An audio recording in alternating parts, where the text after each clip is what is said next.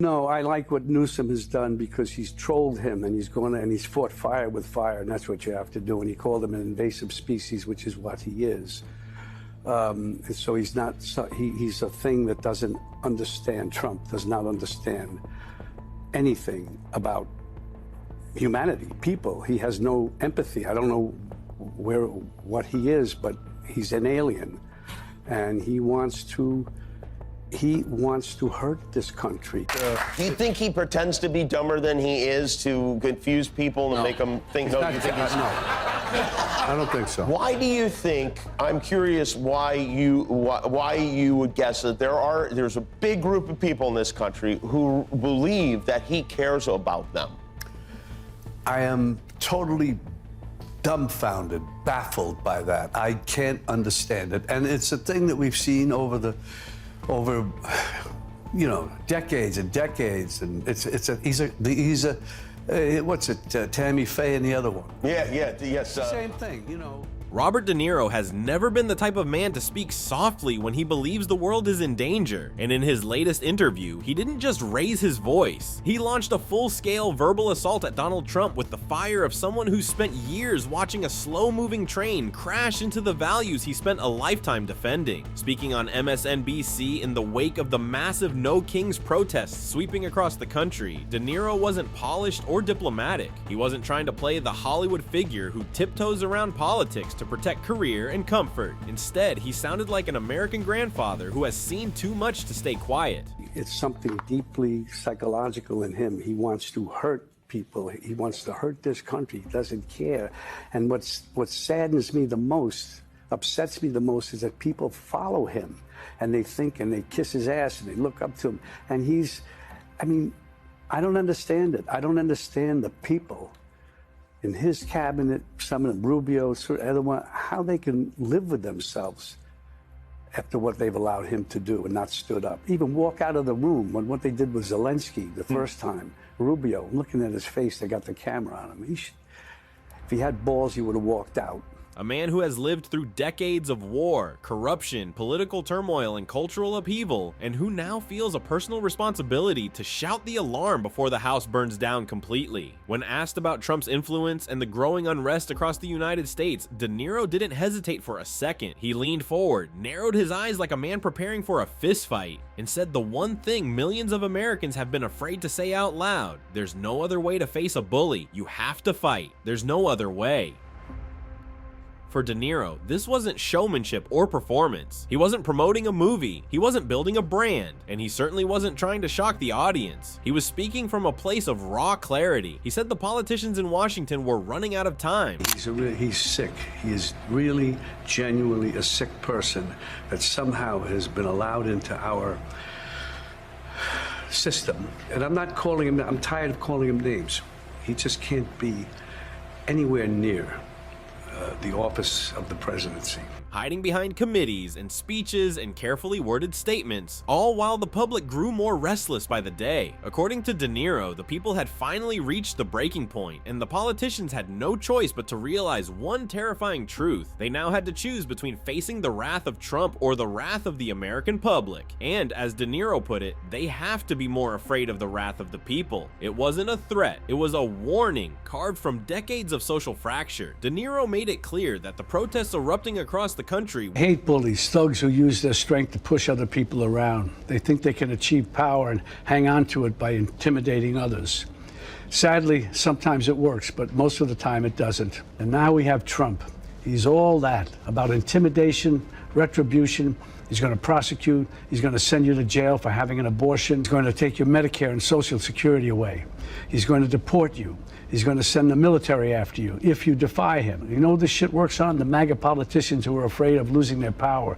They're so afraid of him, he's got them kissing his ass. And now they're trying to intimidate us. We will not allow that. Weren't random explosions of frustration. They were the early signs of a population that refused to be ruled by fear, manipulation, or authoritarian fantasies. The No Kings demonstrations had already pulled millions into the streets, waving handmade signs, chanting in unison, filling cities from coast to coast with an energy that felt like an echo from 1776. De Niro supported them wholeheartedly and said there needed to be more pressure, more voices, more refusal to comply with with a man he believed was actively dismantling democratic norms. What truly ignited De Niro's fury during this interview was Donald Trump's public suggestion that he would pursue a third term if re-elected. To De Niro, that wasn't just a political bluff, it was the clearest indicator yet that Trump saw himself less as a president and more as a king who believed he was entitled to rule indefinitely. De Niro spat out his words like the idea physically disgusted him. We cannot let up on him because he is not going to leave the White House. He does not want to leave the White House. He will not leave the White House. He didn't raise his voice, but the conviction was so sharp it felt louder than any shout. He said anyone who believed Trump would simply follow the rules, respect the system, or step aside peacefully was living in a fantasy world.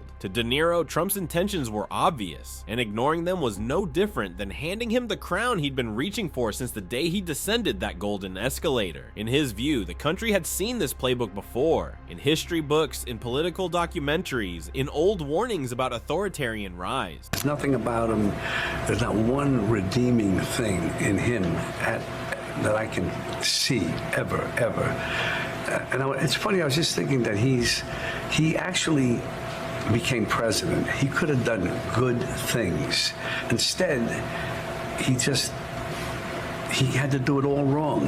He's so, as we all know, so narcissistic. It always started with someone who claimed the system was corrupt, who convinced the public that only he could fix everything, who attacked institutions, bullied critics, undermined the press, and used power to shield himself from accountability. De Niro didn't mince words about it. Trump was a classic bully, and the only way to deal with a bully, he repeated, was to confront him directly. You don't negotiate, you don't reason, you don't hope he behaves better tomorrow. You stand up, push back, and refuse to be intimidated, because if you don't, a bully doesn't step aside, he grows stronger. To De Niro, the fight America was entering felt like a spiritual sequel to the original independence movement. He reminded the public that the first No Kings protest happened nearly 250 years ago when Americans decided that one man would never again hold absolute power over the lives of millions. They fought a bloody war to establish that principle. They bled, marched, sacrificed, and rebuilt a nation around the idea that power should never concentrate in the hands of someone who believed the rules didn't apply to him. Now we have a would-be king who wants to take it away, De Niro said, and then delivered the line that instantly went viral across the internet. King Donald I, fuck that. The rawness of it electrified viewers. It wasn't scripted, it wasn't polished, it wasn't softened for television. It was a battle cry from a man who'd held back for too long. De Niro followed it with something even more impactful. We're rising up again. We're all in this together, indivisible, with liberty and justice for all. It wasn't the Pledge of Allegiance. It was a reminder, almost a plea, that America wasn't supposed to be a nation that bows to one man, no matter how charismatic or ruthless he might be. What made his words even more powerful was the long history behind them. De Niro has been criticizing Trump for almost a decade. In 2016, he called Trump a bullshit artist. In 2019, he openly said he wanted to see Trump in jail. In 2023, he labeled him evil, a wannabe tough guy, and a man with no morals or ethics. Over the years, as Trump's influence grew and the nation became more polarized, De Niro never softened his stance. If anything, he sharpened it. He saw Trump not as a political opponent, but as a threat to the democratic foundation of the country he grew up in. And unlike many celebrities who drift in and out of political commentary depending on what benefits their image, De Niro remained consistent. Every interview, every speech, every statement, his message never wavered. Trump was dangerous and silence was not an option. But what resonated most in this interview wasn't the insults or the anger, it was the urgency. De Niro genuinely believes America is standing in a historically pivotal moment, the kind that shapes generations and rewrites textbooks. He believes the country is in a fight for its identity, struggling between its democratic roots and a rising authoritarian impulse. And for him, opting out is not a neutral choice, it's surrender. Throughout the interview, he kept emphasizing the responsibility of the public, not just politicians. Politicians, in his eyes, are often cowards, people who measure their risks, polish their responses, and try to walk the tightrope between self-preservation and public approval. The average citizen, however, is free to speak plainly, free to protest, free to refuse to bow. In this atmosphere, the No Kings movement felt to De Niro like a turning point. Millions marching, chanting, carrying signs with crowns crossed out. It was a declaration that the country would not sleepwalk into tyranny. It reminded him of past protests, past movements, past generations who refused to hand their freedoms over without a fight. Watching those crowds, he felt pride, but more importantly, he felt hope. Hope that people still cared. Hope that democracy wasn't slipping away quietly. Hope that Trump's hold on power wasn't inevitable. As the interview wrapped, De Niro didn't offer comfort. He didn't pretend everything would be fine. Instead, he offered resolve, a challenge, a push. He said the only way to handle Trump was to confront him head on, to fight, to resist, to refuse to be intimidated by his threats or his charisma or his army of loyal supporters. A bully doesn't back down unless you make him, and America in De Niro's eyes has reached the moment where it must decide whether to stand tall or shrink away. Whether people agree with De Niro or not, one thing is undeniable. He spoke without fear, without hesitation, without calculation.